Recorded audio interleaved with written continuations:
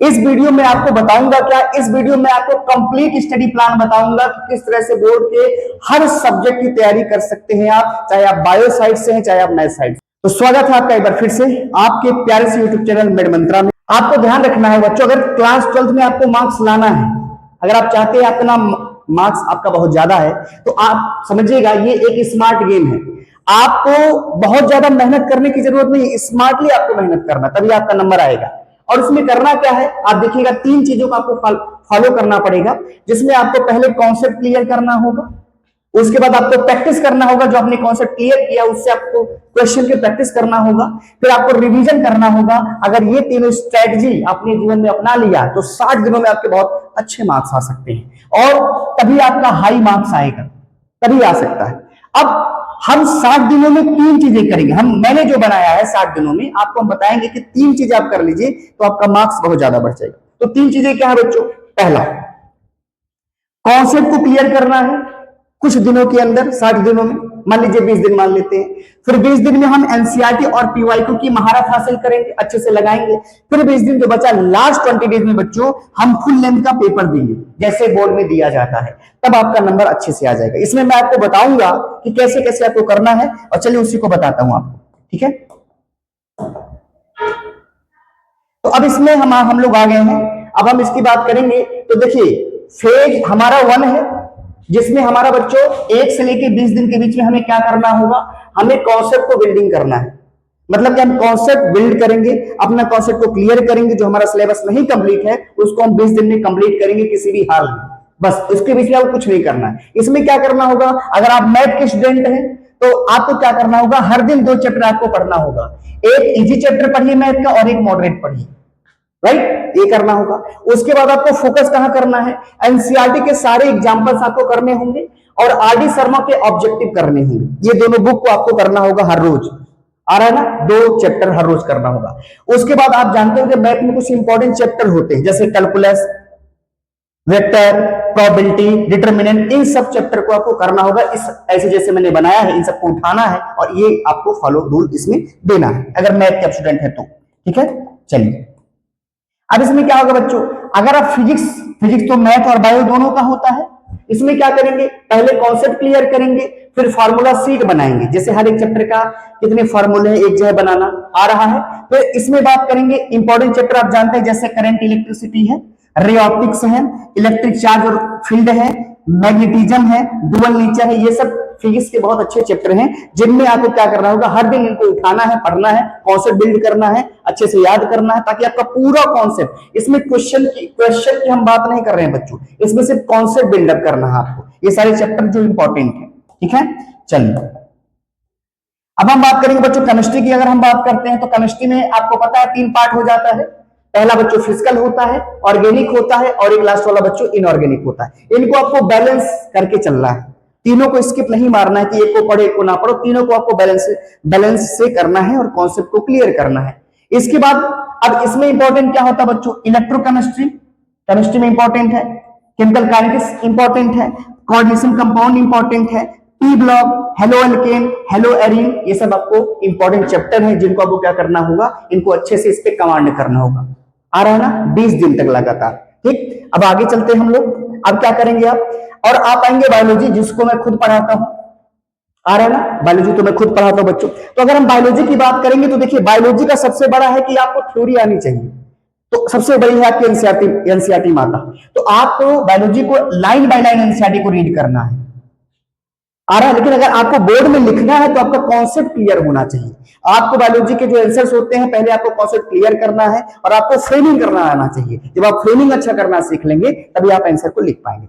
हालांकि उसके बारे में अपडेट आपको बायोलॉजी का भी दूंगा अच्छे से, आप टेंशन मत लीजिए, पहले कैसे करना ये देख लीजिए। बायोलॉजी की एनसीईआरटी लाइन बाय लाइन आपको पढ़ना है, डायग्राम आपको अच्छे से रिवाइज करना है। जितने भी डायग्राम्स होते हैं बायोलॉजी का मतलब डायग्राम ही होता है बच्चों, आपको इसमें टेंशन नहीं लेना है, डायग्राम तो आएगा ही।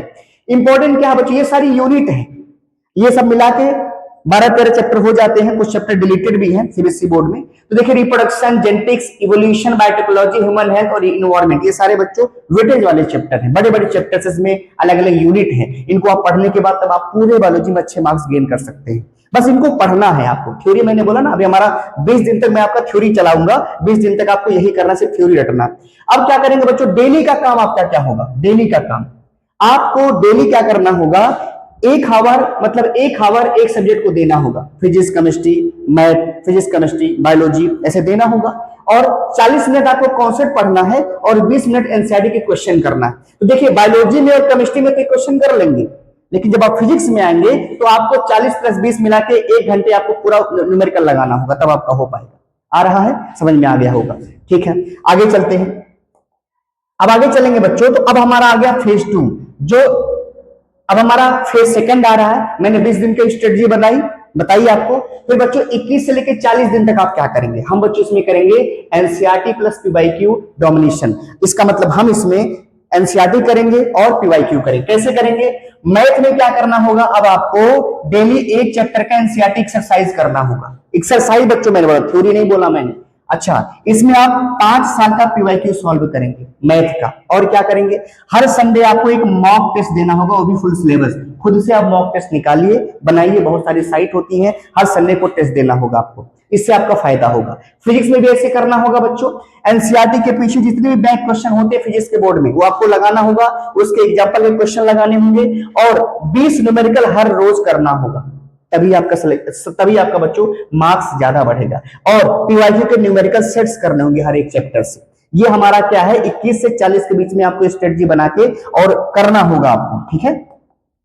अब आते हैं हम लोग, अब हमने कहा केमिस्ट्री में आ जाएंगे बच्चों, तो आपको पता होगा एनसीईआरटी के पैराग्राफ की अंडरलाइन करनी होगी, क्वेश्चन वहां से भी आते हैं, और आपको सारे रिएक्शन के लिस्ट बनाना होगा, याद करना होगा, क्योंकि केमिस्ट्री का मतलब ही होता है रिएक्शंस।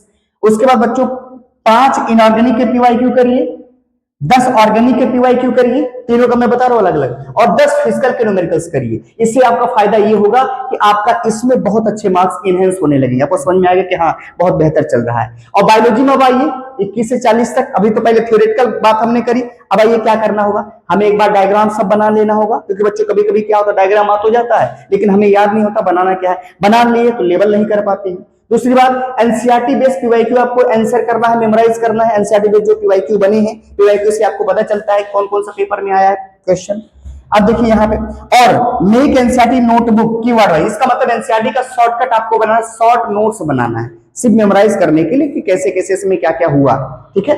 हाँ, अब आगे चलते हैं बच्चों। अब हमने कहा जब आप 41 से 60 दिन तक आएंगे, अगर आपने पहला फेज पार कर लिया, दूसरा फेज पार कर लिया, जब आप तीसरे फेज में बच्चों पहुंचेंगे तो आपको लगेगा कि आप बहुत कुछ जानते हैं, और आपका अगर आपने दिल लगा के मेहनत की होगी ना बच्चों, तो आपको लगेगा कि हमने बहुत अच्छा काम कर लिया है, और आपके अंदर एक कॉन्फिडेंस होगा कि आपके बारे हम बता देंगे बोर्ड में। तो उसके बाद बच्चों क्या होगा, अब आपका चलेगा 20 दिन तक फुल रिवीजन और पेपर प्रैक्टिस। इसमें सिर्फ पेपर और प्रैक्टिस होगा आपका, और फुल रिवीजन होगा। तो आपको इसमें वीकली प्लान बनाना होगा 1 हफ्ते का। कैसे, मंडे और वेडनेसडे को बच्चों फुल सिलेबस का रिवीजन करना है। स्पीड तो बच्चों पढ़ाना, अब रिवीजन का मतलब ये नहीं कि बहुत धीरे धीरे पढ़ना, स्पीडली पेज को पलटते जाओ, क्योंकि आपने पहले उसको अच्छे से पढ़ लिया है, स्पीडली आपको पेज को पलटना है और अच्छे से पढ़ना है। और थर्सडे फ्राइडे को बच्चों क्या करना होगा, आपको सैंपल पेपर या प्रीवियस ईयर के पेपर को करना होगा। उसके बाद सैटरडे को बच्चों अपनी मिस्टेक को आप चेक करिए कि कैसे आपकी मिस्टेक्स हो रही हैं, उससे मिस्टेक चेक करिए, कहां कहां गलतियां हुई, खुद टीचर से चेक कराइए। और संडे को बच्चों वीक चैप्टर को फिक्सिंग करना है कि हमारा 1 हफ्ते में ये चैप्टर वीक है, और इस दिन आप वीक चैप्टर के बारे में बात करेंगे, तो आपका बहुत ज्यादा फायदा होगा, ठीक है। आगे चलते हैं बच्चों। अब बच्चों देखिए मैथ में क्या करेंगे, देखिए मैथ में आप 10 सैंपल पेपर लगा लीजिए, तो आपके मार्क्स बहुत ज्यादा इनहेंस हो जाएंगे। उसमें फार्मूला रिवीजन करिए, शॉर्ट ट्रिक्स अपनाइए, कैसे लगाते हैं। फिजिक्स में बच्चों क्या होगा, सारे डेरिवेशन बता दे रहा हूं, फिजिक्स में डेरिवेशन बहुत ज्यादा आता है, राइट, आता है कि नहीं आता है, तो डेरिवेशन ज्यादा आता है, तो अगर डेरिवेशन भी आप बना लेंगे बहुत सारे, तो आपका इसमें मार्क्स क्लियरेंस हो जाएगा। न्यूमेरिकल्स रीअटेम्प्ट, मतलब जितने भी न्यूमेरिकल्स आपके नहीं बने हैं उसको रीअटेम्प्ट करिए। उसके बाद बच्चों आपने देखा होगा कि रे ऑप्टिक्स और इलेक्ट्रोस्टैटिक 2 डे स्पेशल इनके लिए दीजिए, इनकी अच्छे से पढ़िए। फिजिक्स के चैप्टर्स है बच्चों, बहुत ही इंपॉर्टेंट है। आ रहा है, चलिए अब हम आगे की बात करेंगे।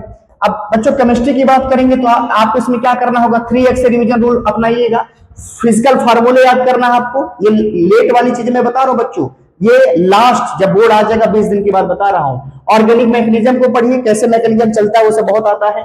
और इनऑर्गेनिक की एनसीईआरटी लाइन आपको पढ़ना होगा, तो वहां से आ जाता है। बायोलॉजी की बात करेंगे बच्चों, ये हमारा सब्जेक्ट है। तो बायोलॉजी में क्या करना होगा बच्चों, देखिए एनसीईआर, अगर बोर्ड के आप स्टूडेंट हैं तो एनसीईआरटी पढ़ना तो जरूरी ही है, लेकिन थ्योरी का कॉन्सेप्ट बनाना ज्यादा जरूरी है। हर एक टॉपिक को अपने माइंड में रखिए, कैसे उसको लिखना है, उसको कहानी बनाइए, तब आप बोर्ड में अच्छे से लिख पाएंगे।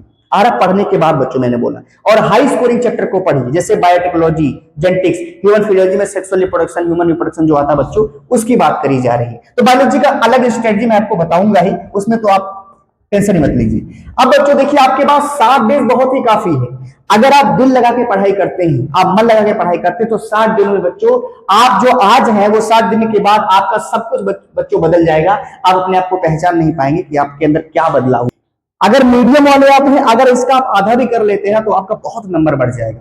और अगर ये बच्चा पढ़ने वाला अच्छा है, वो कर लेगा, तो उसका 95% से ज्यादा आ जाएगा, आ रहा है। और अगर ये वीडियो आपको अच्छी लगी हो तो लाइक शेयर जरूर करिएगा, और ये वीडियो कैसी लगी जरूर आप कमेंट करिएगा। और ये वीडियो उन बच्चों को के पास जरूर भेजिएगा जिनको इसकी जरूरत है, अपने दोस्तों से जरूर शेयर करिएगा। थैंक यू, फिर मिलेंगे हम नेक्स्ट वीडियो में। Thank you.